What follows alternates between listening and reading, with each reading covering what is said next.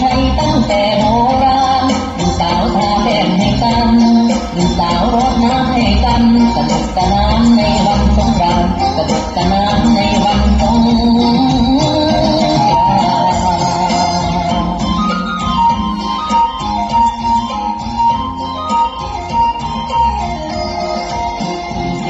กันมาสงกรานต์เมษามากันทวนลูกสาวมาเป็นขบวนลูกสาวมาเป็นขบวนมาเด้อมาวนมาสาดน้ำกันมาเด้อมาวนมาสาดน้ำกัน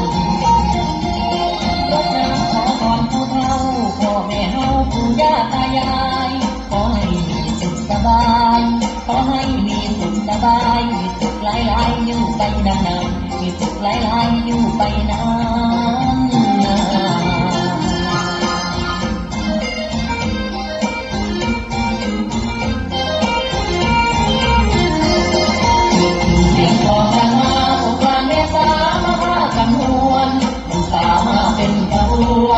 ลูกสาวมาเป็นขบวนมาเด้อมาวนมาสาดน้ำกันมาเด้อมาวนมาสาดน้ำกัน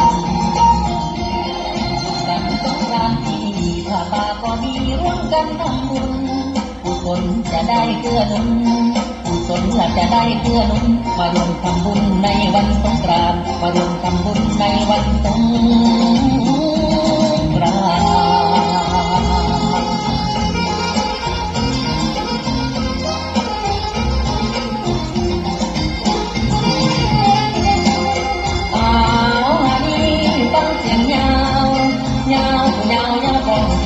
ดนตรีมาโฮลีพ่อโศกซอยกันดังก็เสียงหอบเจ้ากันหวนกระบวนคือที่หมดลายพวกน้องอ่านมาบวกน้ำกันวันสงกรานต์มันหลายปีนี้ยาสุนีความเศร้าต้องเอาแล้วที่ซอยมาเดินสาวกันเล็กกันน้อยให้มาเล่นมันกันสนุกสนานสงกรานต์